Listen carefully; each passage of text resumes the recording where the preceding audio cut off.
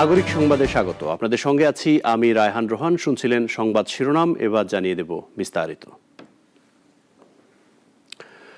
15% কমিয়ে বাংলাদেশি পণ্যে 20% সম্পূরক শুল্ক দিয়েছে যুক্তরাষ্ট্র। বাণিজ্য চুক্তিকে ঐতিহাসিক কূটনৈতিক সাফল্য বলেছেন প্রধান উপদেষ্টা। আর জ্বালানি উপদেষ্টা মনে করেন বাণিজ্য উপদেষ্টা তার যোগ্যতার প্রমাণ রেখেছেন। নিরাপত্তা উপদেষ্টা বলছেন বৈশ্বিক প্রতিযোগিতায় বাংলাদেশ তার অবস্থান ধরে রেখেছে। নানা জল্পনা কল্পনার অবসান ঘটিয়ে বাংলাদেশ থেকে আমদানি করা পণ্যের উপর শুল্ক কমিয়ে 20% নির্ধারণ করেছে যুক্তরাষ্ট্র। ট্রাম্প প্রশাসন শুল্ক কমানোয় বাংলাদেশ সরকারের তরফ থেকে দেয়া হয়েছে ইতিবাচক প্রতিক্রিয়া। হোয়াইট হাউসের ঘোষণার পর তাৎক্ষণিক প্রতিক্রিয়ায় বাণিজ্য উপদেষ্টা শেখ বশিরউদ্দিন বলেছেন, বাংলাদেশের উপর 20% শুল্ক আরোপ করায় যুক্তরাষ্ট্র আমাদের রপ্তানি বাধাগ্রস্ত হওয়ার সম্ভাবনা নেই। একে ঐতিহাসিক চুক্তি আখ্যা দিয়ে বাংলাদেশের শুল্ক আলোচকদের অভিনন্দন জানিয়েছেন অন্তর্বর্তীকালীন সরকারের প্রধান উপদেষ্টা অধ্যাপক মোহাম্মদ ইউনূস। তিনি বলেছেন, এটি সুস্পষ্ট এক কূটনৈতিক সাফল্য। সামাজিক যোগাযোগ মাধ্যমে এক পোস্টে জ্বালানি উপদেষ্টা মোহাম্মদ ফাউজুল কবির খান বলেছেন, দেশের অভ্যন্তরীণ পণ্যমূল্য স্থিতিশীলতা বজায় রাখা থেকে শুরু করে যুক্তরাষ্ট্রের সঙ্গে সফল শুল্ক আলোচনায় বাণিজ্য উপদেষ্টা নিজের যোগ্যতা প্রমাণ করেছেন। সমালোচকদের হতাশ করেছেন তিনি। জাতীয় নিরাপত্তা উপদেষ্টা ডক্টর খলিলুর রহমান শুল্ক কমানোকে পোশাক খাত ও লাখো শ্রমিকের জন্য সুখবর হিসেবে অভিহিত করেছেন। পাশাপাশি বৈশ্বিক প্রতিযোগিতার অবস্থান ধরে রাখা এবং বিশ্বের বৃহত্তম ভোক্তা বাজারে প্রবেশের নতুন সুযোগ সৃষ্টি বলেও মন্তব্য করেন তিনি। আনোয়ার হোসেন, নাগরিক, ঢাকা। যুক্তরাষ্ট্র বাংলাদেশের উপর পাল্টা শুল্ক 20% নির্ধারণ করেছে। সরকারও বলছে এটি কূটনৈতিক সাফল্য, কিন্তু বিনিময়ে কি দিয়ে আসলো বাংলাদেশ সে বিষয়ে দেশের জনগণকে রাখা হয়েছে অন্ধকারে। যুক্তরাষ্ট্রের সঙ্গে বাণিজ্য চুক্তির লাভ লোকসানের বিস্তারিত সানিয়া আহমেদের রিপোর্টে। পার্শ্ববর্তী দেশগুলোর সঙ্গে প্রতিযোগিতায় টিকতে বাংলাদেশের পাল্টা শুল্ক দ্বিতীয় দফার বৈঠকে 35% থেকে কমিয়ে 20% আনতে পেরেছে সরকার। খোদ প্রধান উপদেষ্টা এটিকে বলছেন কূটনৈতিক সাফল্য, কিন্তু পাল্টা শুল্ক কমানোয় সাময়িক স্বস্তি দিলেও বিনিময়ে আমেরিকাকে কি দিয়ে এসেছে দেশ সেটি এখনও অস্পষ্ট। অবশ্য বিভিন্ন সূত্র বলছে এই শুল্ক কমানোর জন্য বাংলাদেশকে গুনতে হচ্ছে বিপুল গচ্চা। 25টি বোয়িং বিমান কেনা, গম ক্রয়, এলএনজি কেনা, বিনা শুল্কে যুক্তরাষ্ট্রের পণ্য প্রবেশ, রাশিয়া, ইরান কিংবা কাতার, মধ্যপ্রাচ্যের সঙ্গে অনেকটা বাণিজ্য সম্পর্ক বন্ধ করা ইত্যাদি নানা উপঢৌকন দিয়ে এসেছে বাংলাদেশ। 25টা বোয়িং বিমান ক্রয়ের কথা শুনেছি, গভর্নমেন্ট প্রকিউরমেন্ট, গম, এলএনজি, এগুলোতে মার্কিন যুক্তরাষ্ট্র থেকে আরো বেশি আমরা আমদানি করব। তো সবটা মিলে এটা কি বিচার বিবেচনা করতে হবে। অবশ্যই কি আমরা পেলাম সেটা সাপেক্ষে কি আমরা দিতে স্বীকৃত হয়েছি। সব দেশই কিছু না কিছু পাল্টা শুল্কের ছাড় পেয়েছে। এত কি তারা দিয়েছে যা আমরা দিয়েছি? ওখান থেকে 7 লাখ টন গম আমরা বছরে কিনবো। আন্তর্জাতিক বাজারে কিন্তু গমের দাম চেয়েও এখানে বেশি পড়েছে, পার টন সম্ভবত $60। পাশাপাশি যে এলএনজি এবং সয়াবিন বীজ, কটন, এগুলো কিন্তু আমরা সেখান থেকে আমদানি করার জন্য আমরা কমিটমেন্ট দিয়েছি। যোগ বিয়োগ করলে আমাদের বেনিফিট কতটুকু হয়েছে সেটা আসলে দেখার বিষয়। বাংলাদেশের রপ্তানি করা পণ্যের মধ্যে পোশাক খাত সবচেয়ে বেশি। এই খাতটিকে বিপুল লোকসানের হাত থেকে বাঁচানোর জন্যই মূলত সরকারের এত দেন দরবার।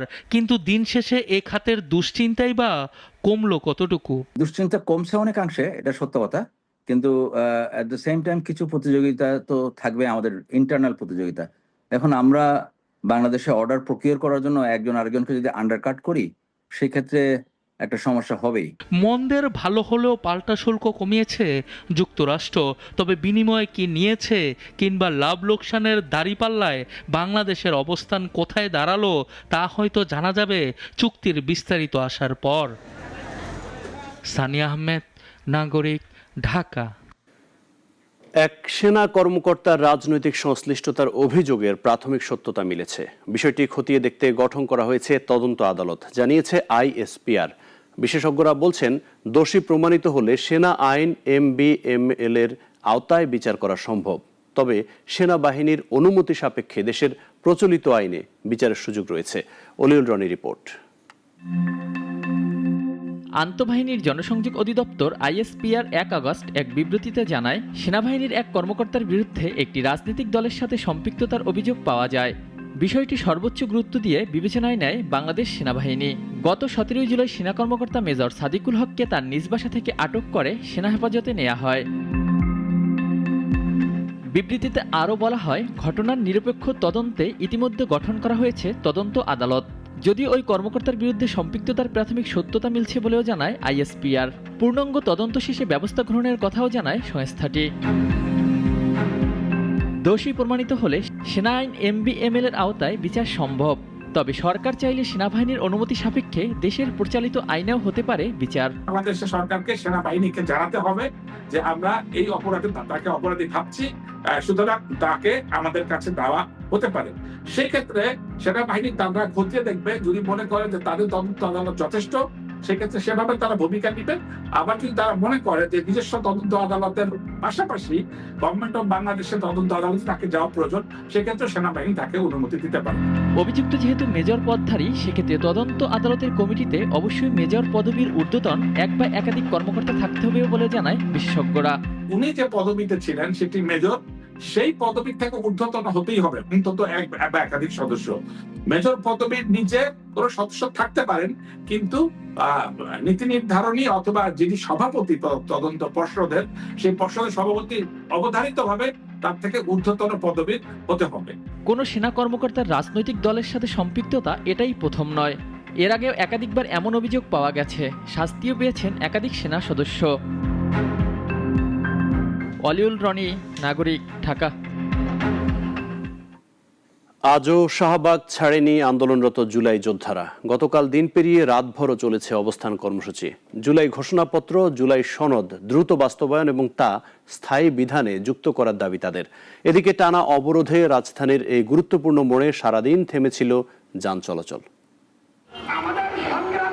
ঝুম বৃষ্টির মধ্যেও শাহবাগে থামেনি স্লোগান, সড়কে স্বাভাবিক হয়নি যান চলাচল। জুলাই সনদ ঘোষণা আর বাস্তবায়নের দাবিতে সড়কে জুলাই যোদ্ধারা। গতকাল সারাদিন অবরুদ্ধ ছিল শাহবাগ মোড়, রাতভরও ছিল অবস্থান কর্মসূচি। অবরোধ ঘিরে শাহবাগে মোতায়েন করা হয়েছে পুলিশ ও বিজিবি, সতর্ক অবস্থানে আইনশৃঙ্খলা বাহিনী। এদিকে ব্যানার হাতে স্লোগান তুলছেন শহীদ পরিবারের সদস্যরাও, আর বিপাকে পড়েছেন সাধারণ মানুষ। জুলাই সনদ এবং ঘোষণাপত্র এবং আমাদের সাংবিধানিক স্বীকৃতি চাই, যেটা আমাদের জীবনের উপরে হুমকি যাতে না আসে। এখন আমরা কেন আমাদের অধিকারের জন্য রাজপথে আসবো? কেন সরকার আমাদেরকে এইভাবে এই শাহবাগে আসতে বাধ্য করলো? আমাদের সঙ্গে এখনো কোনো উপদেষ্টা কেউ দেখা করেনি। আমাদের যতক্ষণ পর্যন্ত সনদ দিবে না ততক্ষণ মধ্যে আমরা রাস্তায় থাকবো। আন্দোলনকারীদের অভিযোগ, বারবার দাবির কথা তুললেও দৃশ্যমান কোনো অগ্রগতি হয়নি। আহত ও শহীদ পরিবারের সদস্যরা বাধ্য হয়েই নেমেছেন রাস্তায়। জিহাদুল ইসলাম, নাগরিক, ঢাকা। দেশের 8টি বিভাগেই বজ্রসহ বৃষ্টির পূর্বাভাস দিয়েছে আবহাওয়া অধিদপ্তর। তবে তাপমাত্রা কিছুটা বাড়তে পারে। এদিকে 3 দিন বন্ধ থাকার পর ভোলার ইলিশা, লক্ষ্মীপুর সহ 10টি নৌ রুটে লঞ্চ ও সি ট্রাক চলাচল শুরু হয়েছে। মুনিয়া জ্যোতি রিপোর্ট। সকাল থেকেই রাজধানীর আকাশ ছিল বৃষ্টির দখলে। আবহাওয়া অধিদপ্তর জানিয়েছে, রংপুর, ময়মনসিংহ, চট্টগ্রাম ও সিলেট বিভাগের অধিকাংশ এবং রাজশাহী, ঢাকা, খুলনা ও বরিশালের অনেক জায়গায় দমকা হাওয়া সহ হালকা থেকে মাঝারি বৃষ্টির কথা। গত 24 ঘন্টায় চুয়াডাঙ্গায় সর্বোচ্চ 88 মিলিমিটার বৃষ্টি হয়েছে। তাপমাত্রা সর্বনিম্ন 23 ডিগ্রি সেলসিয়াস টাঙ্গাইলে এবং সর্বোচ্চ 34 ডিগ্রি তেঁতুলিয়ায় রেকর্ড করা হয়েছে। দেশের অভ্যন্তরীণ নদী বন্দরগুলোর জন্য 1 নম্বর সতর্ক সংকেত দেখাতে বলা হয়েছে। আগামী কয়েকদিন, বিশেষত 8 থেকে 10 তারিখ পর্যন্ত মোটামুটি সারা দেশের উপরেই কম বেশি বৃষ্টিপাত হওয়ার সম্ভাবনা রয়েছে। তবে 3 থেকে 5 তারিখ পর্যন্ত এই সময়ের মধ্যে দেশের উত্তরাংশে অর্থাৎ রংপুর, ময়মনসিংহ ও সিলেট বিভাগে বেশি বৃষ্টি হতে পারে। এরপরে 5 তারিখের পর থেকে আবার সারা দেশে বৃষ্টিপাতের পরিমাণ বাড়তে পারে। এদিকে বঙ্গোপসাগরে ঝড়ো হাওয়ার আশঙ্কা কমায় সমুদ্র বন্দর থেকে ৩ নম্বর সতর্ক সংকেত নামিয়ে ফেলা হয়েছে। ফলে ৩ দিন বন্ধ থাকার পর আজ শুক্রবার সকাল থেকে ভোলার ইলিশা, লক্ষ্মীপুর সহ 10টি নৌরুটে লঞ্চ ও সি ট্রাক চলাচল শুরু হয়েছে। তবে ভোলায় হালকা থেকে মাঝারি বৃষ্টি ও মেঘাচ্ছন্ন আকাশ রয়েছে। বৃষ্টির পূর্বাভাসের মধ্যেও নৌপথে যাত্রীদের স্বস্তি ফিরেছে। তবে ভারী বৃষ্টির আশঙ্কায় সবাইকে সতর্ক থাকার পরামর্শ দিয়েছে আবহাওয়া অধিদপ্তর। মুনিয়া চৌধুরী, নাগরিক, ঢাকা। গেল 1 মাসের বেশি সময় ধরে বাজারে সবজির দাম বাড়তেই যাচ্ছে। তবে আজ নতুন অজুহাত বর্ষা। দেশজুড়ে বৃষ্টি কাঁচা বাজারে হয়ে উঠেছে মুনাফার উৎস। ওদিকে অজানা কারণে লাগাম ছাড়া আমিষের বাজার, মাছ মাংসের পাশাপাশি চালের দামও কমেনি। তাই বাজার জুড়ে শোনা যায় ক্রেতাদের দীর্ঘশ্বাস। মুনিয়া চৌধুরীর রিপোর্ট। বর্ষায় উষ্ণতা ছড়াচ্ছে রাজধানীর কাঁচা বাজার। টানা বৃষ্টিকে পুঁজি করে সবজির দামে লেগেছে আগুন। করলা, ঢেঁড়স, ঝিঙা, কাঁচামরিচ প্রতিটি কেজির দামই ছুঁয়েছে 60 থেকে 80 ঘর। শুধু সবজি নয়, দাম চড়া মাছ মাংসেও। বাজার ভেদে দেশি মাছ বিক্রি হচ্ছে 400 থেকে 650 টাকা কেজিতে। ব্রয়লার মুরগি 170 টাকার নিচে মিলছে না কোথাও। গরুর মাংস কেজিতে 750 টাকা, যা নিম্ন আয়ের মানুষের নাগালের বাইরে। চালের দাম কিছুটা স্থিতিশীল হলেও মানে ভরা মৌসুমেও আগের মতোই বাড়তি। মাঝারি মানের চাল বিক্রি হচ্ছে 60 থেকে 65 টাকায়। পাইকারি বাজারে কোনো বড় পরিবর্তনের আভাস মিলছে না। বিক্রেতারা দায়সারা জবাব দিচ্ছেন, বলছেন বর্ষা, বন্যা, পরিবহন খরচের কথা। গত সপ্তাহে আমরা ব্রয়লার বিক্রি করছি 150 টাকা থেকে 55 টাকা। এই সপ্তাহে ব্রয়লার বিক্রি করতে 160 থেকে 65 টাকা কেজি বিক্রি করছে। সপ্তাহে 40 টাকা কমছে, এই সপ্তাহে ব্যবহারে 40 টাকা কমছে।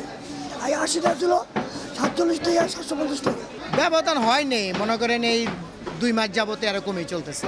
এদিকে ভোগান্তির চূড়ায় সাধারণ ক্রেতারা।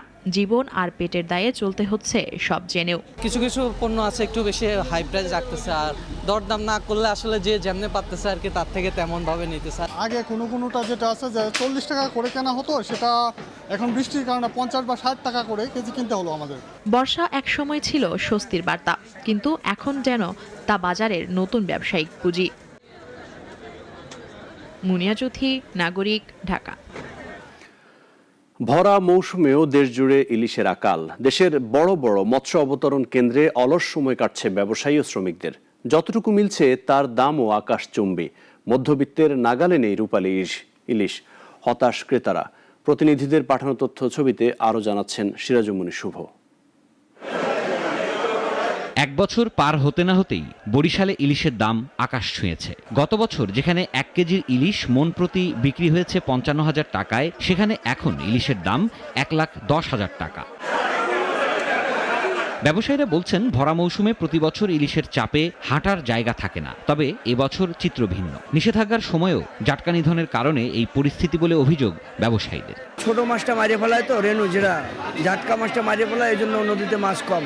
দাম একটু নাগালের বাইরেই আছে, মাছ তো আমদানির উপরে তো দাম চলে। ক্রমান্বয়ে কমে যাইতেছে মাছ, প্রতি বছর মাছ কমতেছে। বাংলাদেশের সবচেয়ে বড় মোকামে আসছে, এই জায়গায় এইরকম দাম, এইটা আসলে হয় না। তবে মৎস্য দপ্তর বলছে ভিন্ন কথা। আবহাওয়ার কারণে এমন পরিস্থিতি বলে জানিয়েছেন সংশ্লিষ্টরা। এবছর এখানে স্থল যেমন অভিযান হয়েছে, নদীতে এরকম অভিযান হয়েছে। এবং এটা মানে আমি যখন কথা বলি এবং আমি দেখছি আমাদের আড়তদারও একটু আগে বলতেছেন আপনাকে, তারাও বলতে স্যার এবছর অনেক ভালো অবস্থায়, এবং এটা যদি ধরে রাখা যায় তাহলে আগামীতে একটা ভালো ফল পাওয়া যাবে। বাজারে মাছ কম থাকার সুযোগ নিচ্ছেন ব্যবসায়ীরা। ক্রেতাদের অভিযোগ, সিন্ডিকেট করে ইলিশের দাম বাড়াচ্ছেন তারা। তবে ব্যবসায়ীরা জানান ইলিশ সংকটে করুণ দশায় তারা। এখানে মাছেরও অনেক দাম, ব্যবসায়ী শান্তিভাবে ব্যবসা করতে আছে। এখানে তো কোনো রাজনীতির প্রভাব নাই যে এখানে মাছ যদি নদীতে না থাকে এখানে আসবে কেমন। একই পরিস্থিতি ভোলার। মেঘনা ও তেঁতুলিয়া নদীতে ইলিশ সংকটে হতাশ জেলেরা। পেশা পরিবর্তনে ঝুঁকছেন তারা। আমাগুলো মাছ আনতে না, জেলেরাও পায় না পাওয়ার কারণে দেশ মনে করেন বেটারা বেকার ঘুরতে আসে। নদীতে কোনো মাছ বলতে নাই। আজকে 3-4 মাস ধরে জেলেরা সব এক এক করে সব চলে যাইতেছে। দুর্ভোগের যেন শেষ নেই তাদের। ধার করা টাকায় চলছে সংসার, তার উপর এনজিও ঋণ পরিশোধের দুশ্চিন্তা। জেলেরা আছে, তারা কত কষ্টতে এবার আছে তারাই বুঝতে পারবে। কিস্তি চালাতে পারি না, তেলের দামটা দিতে পারে না, নিজেরও নিতে পারে না। দেনা ফেনার কারণে বহুত শত শত মাঝি দেশ ত্যাগ করে চলে গেছে। জেলা মৎস্য কর্মকর্তা জানান, মোহনায় পলি পড়ায় নাব্যতা সংকটে ইলিশ কমেছে। বৃষ্টিপাত বাড়লেই বদলাবে পরিস্থিতি। আমাদের সামনে যে পূর্ণিমা এবং অমাবস্যার গুণ আছে, এই পূর্ণিমার গুণ থেকেই বৃষ্টিপাতের পাশাপাশি উপরের ঢলও আসবে এবং আমাদের পানির গভীরতা বৃদ্ধি পাবে এবং ইলিশের অভিপ্রায়ণ ঘটবে। গত বছর জেলায় ইলিশ আহরণের লক্ষ্যমাত্রা ছিল 1,85,000 মেট্রিক টন। এবছর তা কমে হয়েছে 1,80,000 মেট্রিক টন। সিরাজুম মুনির, শুভ, নাগরিক। মার্কিন প্রেসিডেন্ট ডোনাল্ড ট্রাম্প নতুন নির্বাহী আদেশে কানাডা, সিরিয়া, লাওস, মিয়ানমার সহ বিশ্বের বিভিন্ন দেশের আমদানি পণ্যের উপর উচ্চ হারে শুল্ক আরোপ করেছেন। কানাডার পণ্যে শুল্ক 25 থেকে বাড়িয়ে 35% করা হয়েছে, যা আজ থেকে কার্যকর। বিশেষজ্ঞরা বলছেন, এই শুল্ক বিশ্ব অর্থনীতিতে নতুন চাপ সৃষ্টি করবে। গত বৃহস্পতিবার ট্রাম্প স্বাক্ষরিত নির্বাহী আদেশে সিরিয়ার উপর সবচেয়ে বেশি 41% শুল্ক আরোপ করা হয়েছে। এছাড়া লাওস ও মিয়ানমারের উপর 40% এবং সুইজারল্যান্ডের উপর 39% শুল্ক আরোপ করা হয়। ইরাক ও সার্বিয়ার পণ্যেও 35% শুল্ক বসানো হয়েছে। কানাডার পণ্যের উপর আমদানি শুল্ক 25% থেকে বাড়িয়ে 35% করা হয়েছে। হোয়াইট হাউস বলছে, কানাডা থেকে প্যান্টানিল সহ মাদকের প্রবাহ ঠেকাতে ব্যর্থতার কারণে এই শুল্ক বাড়ানো হয়। তবে কানাডার বাণিজ্য ব্যুরো এই অভিযোগ প্রত্যাখ্যান করেছে। কিছু দেশ আপাতত তার হাত থেকে ছাড় পেয়েছে। এর মধ্যে রয়েছে মেক্সিকো। প্রতিবেশী এই দেশটির পণ্যের শুল্ক আরোপ ফের 90 দিনের জন্য স্থগিত রেখেছেন রিপাবলিকান এই প্রেসিডেন্ট। ট্রাম্প এনবিসি নিউজকে বলেন, শুল্ক নীতি খুব মসৃণভাবে কাজ করছে। শত শত বিলিয়ন ডলার এখন আমাদের কোষাগারে ঢুকছে। তিনি ব্রাজিলের প্রেসিডেন্ট লুলার সমালোচনা জবাবে বলেন, তিনি আমাদের সঙ্গে ব্যবসা না করলেও কোনো সমস্যা নেই। বিশেষজ্ঞরা সতর্ক করেছেন, এই শুল্ক সিরিয়ার মতো গৃহযুদ্ধ বিধ্বস্ত দেশ বা লাওস ও মিয়ানমারের মতো অর্থনৈতিক সংকটে থাকা দেশগুলোর উপর বড় ধাক্কা হবে। সুইজারল্যান্ডের মতো উন্নত অর্থনীতির দেশও এই উচ্চ শুল্কে ক্ষতিগ্রস্ত হবে। ডোনাল্ড ট্রাম্প বলেছেন, যেসব দেশ এখন বাণিজ্য চুক্তি করেনি তাদের জন্য অনেক দেরি হয়ে গেছে। তবে কেউ 4 সপ্তাহ পর এসে চুক্তির প্রস্তাব দিতে পারে। ট্রাম্পের নতুন শুল্ক নীতি বিশ্ব বাণিজ্যে নতুন উত্তেজনা তৈরি করছে। কানাডার মতো ঘনিষ্ঠ মিত্র থেকে শুরু করে সিরিয়ার মতো সংকটে থাকা দেশ পর্যন্ত এই শুল্কের প্রভাব পড়বে। বিশেষজ্ঞরা বলছেন, এই নীতি মার্কিন ভোক্তাদের জন্য পণ্যের দাম বাড়াতে পারে এবং বিশ্ব অর্থনীতিতে নতুন ঝুঁকি তৈরি করবে। ডেস্ক রিপোর্ট, নাগরিক। 2023 সালের অক্টোবরে হামলা শুরুর পর থেকে এখন পর্যন্ত ফিলিস্তিনের গাজা উপত্যকায় ইসরায়েলি বাহিনীর হাতে অন্তত 18,592 শিশু নিহত হয়েছে, জানিয়েছে গাজার স্বাস্থ্য মন্ত্রণালয়। নিহত শিশুদের মধ্যে কেউ কেউ জন্মের কয়েক ঘন্টার মধ্যেই ইসরায়েলি হামলায় প্রাণ হারিয়েছে, তথ্য জানিয়েছে বার্তা সংস্থা আনাদোলু। গাজার স্বাস্থ্য মন্ত্রণালয়ের তথ্যে দেখা গেছে, কেউ কেউ জন্মের কয়েক ঘন্টার মধ্যেই ইসরায়েলি বিমান হামলা বা বোমার আঘাতে মারা গেছে। তথ্য অনুযায়ী নিহতদের মধ্যে 9 নবজাতক জন্মদিনেই, 5 জন প্রথম দিনে, 5 জন দ্বিতীয় দিনে এবং 8 জন তৃতীয় দিনে নিহত হয়। নিহত শিশুদের মধ্যে 1 মাস বয়সী 88 জন, 2 মাস বয়সী 90 জন এবং 3 মাস বয়সী 78 জন ছিল। এখন এ পর্যন্তই। নাগরিকের খবর অন্যান্য আয়োজন দেখতে চোখ রাখুন আমাদের ওয়েবসাইট, ইউটিউব ও ফেসবুকে। সবাইকে ধন্যবাদ।